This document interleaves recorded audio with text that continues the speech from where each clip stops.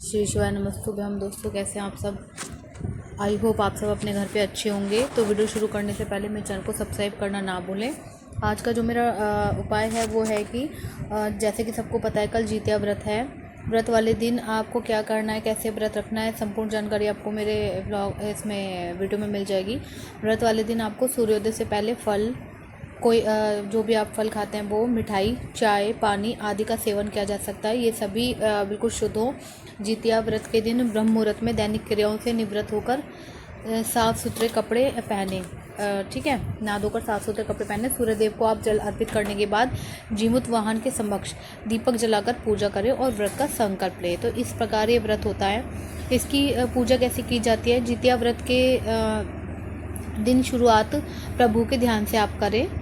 मंदिर की आप साफ़ सफाई करने के बाद गंगा जल का छिड़काव शुद्ध करें, क्योंकि भगवान जी हमारे साफ़ सुथरे होने चाहिए, शुद्ध होने चाहिए, तभी हमें पूजा लगती है। और हमारा जो पूजा का मंदिर है वो भी बिल्कुल साफ़ सुथरा होना चाहिए, स्वच्छ वस्त्र होने चाहिए भगवान जी के। चौकी पर आप साफ़ कपड़ा बिछाकर भगवान जीमूत वाहन की प्रतिमा को विराजमान करें, क्योंकि उन्हीं की पूजा की जाती है। तो उन्हें अच्छे से आप चौकी पर विराजमान करें। देसी घी का दीपक जलाएँ, आप भगवान जीमूत वाहन की आरती करें। तो दीपक भी आपका बिल्कुल शुद्ध होना चाहिए, साफ़ होना चाहिए, और देसी घी होना चाहिए। उसमें देसी घी का ही दीपक आपको जलाना है जीमूत वाहन बाबा के नाम से। फिर आपको व्रत कथा का पाठ करना है। फिर इसके बाद है जितिया का शुभ मुहूर्त कितने बजे से है। कई बार हमें संशय रहता है कि मुहूर्त क्या है सही।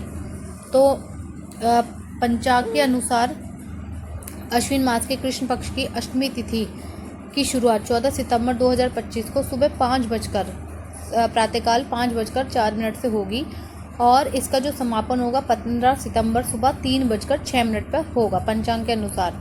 ऐसे में इस वर्ष जितिया का व्रत 14 सितंबर को रखा जाएगा और इसका पारण जो है वो 15 सितंबर सोमवार को किया जाएगा। ठीक है, तो इसमें आपको शुभ मुहूर्त भी पता चल गया। इसमें आपको पूजन सामग्री क्या क्या लगेगी।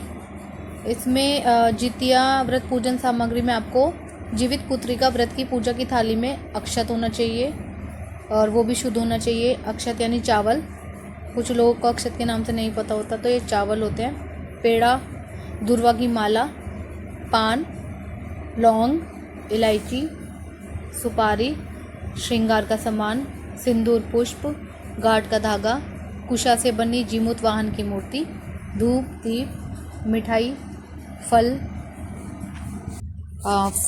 फूल, बांस के पत्ते, सरसों का तेल इसमें होना बहुत ज़रूरी है। और जितिया में व्रत में किसकी पूजा होती है। इसमें माता जितिया भगवान शिव जी और माता पार्वती जी की पूजा अर्चना की जाती है, उन्हें मनाया जाता है। और क्या जितिया के पर्व के दिन सोना चाहिए। इस दिन तामसिक भोजन ना करें, ना ही मदिरा का सेवन करें। जितिया व्रत के दिन चाकू छुरी का प्रयोग ना करें, कुछ काटे छाटे ना। इस दिन संभव हो सके तो वाहन जाने से बचें और घर का काम अधिक ना करें। इस व्रत को धारण करने वाली महिलाओं को व्रत के दिन बिस्तर पर नहीं सोना चाहिए।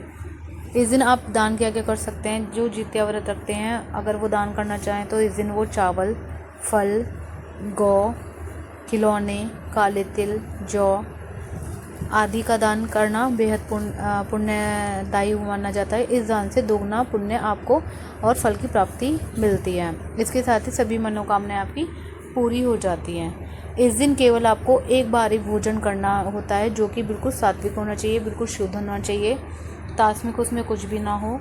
जितिया का व्रत निर्जला होता है, यानी इस दिन आप खाने के साथ साथ पानी नहीं पी सकते। ये आपको पता ही होगा, आप रखते हैं। और इसमें आप इसका भोग लगा सकते हैं, इन चीज़ों का आप भोग लगा सकते हैं, जैसे कि 5 तरह के फल हो गया, ठेकुआ हो गया, गुंजिया हो गई, मिठाइयाँ हो गई, उनका आप भोग लगा सकते हैं। धार्मिक मान्यता है कि इन चीज़ों का भोग लगाने से साधक को भगवान जीमूत वाहन की कृपा प्राप्त होती है और संतान से सभी जुड़ी समस्या दूर होती है। ये जो व्रत होता है संतान के लिए किया जाता है। और जितिया में आपको क्या खाना है। मरुआ की रोटी और नोनी का साग इसमें शामिल है। व्रत का मुख्य दिन, जिसे खुर जितिया कहते हैं, ये पूरी तरह से निर्जला रखा जाता है। यह व्रत सूर्योदय से शुरू होकर अगले दिन सूर्योदय के बाद परण तक चलता है। में इसकी कहानी जो पूजा है उसके पीछे क्या कहानी है। भगवान श्री कृष्ण उत्तरा की संतान का जन्म लेना आवश्यक थी, जिस कारण भगवान श्री कृष्ण ने अपने सभी पुण्यों का फल उत्तरा की अजन्मी संतान को देकर उसको गर्भ में ही पुनः जीवित किया। गर्भ में मरकर जीवित होने के कारण उसका नाम जीवित पुत्री का पड़ा और आगे जाकर यही राजा परीक्षित बना। तब से ही इस व्रत को किया जाता है। इस व्रत को खोलने का क्या तरीका है। व्रत खोलने के लिए आपको सूर्योदय के बाद जो भी महिला ने व्रत रखा है स्नान कर साफ कपड़े वो पहनती हैं और भगवान जितेश्वर की अंतिम पूजा इसमें की जाती है व्रत में। इसके बाद व्रत फल मिठाई या हल्के भोजन से आप जो है व्रत तोड़ सकते हैं। इसमें आप फलों का सेवन जूस के रूप में करने से बॉडी में पानी की कमी नहीं होती और पेट भी भर जाता है। तो पानी तो इसमें पीना नहीं होता, इसकी जगह आप इसमें जूस का प्रयोग कर सकते हैं। फास्ट के दौरान आप मौसमी या अनार के जूस का सेवन कर सकते हैं। ये दोनों जूस पाचन को ठीक रखते हैं। इनका सेवन करने से व्रत के दौरान कब्ज की शिकायत भी नहीं रहती और ये हेल्दी भी होता है और आप आराम से ले सकते हैं। और इस दिन माता सुबह जल्दी उठकर स्नान करके स्वच्छ वस्त्र धारण करती हैं। इसके बाद घर में के मंदिर में धूप दीप आरती करती हैं और इसके बाद जो है भगवान जी को भोग लगाती हैं।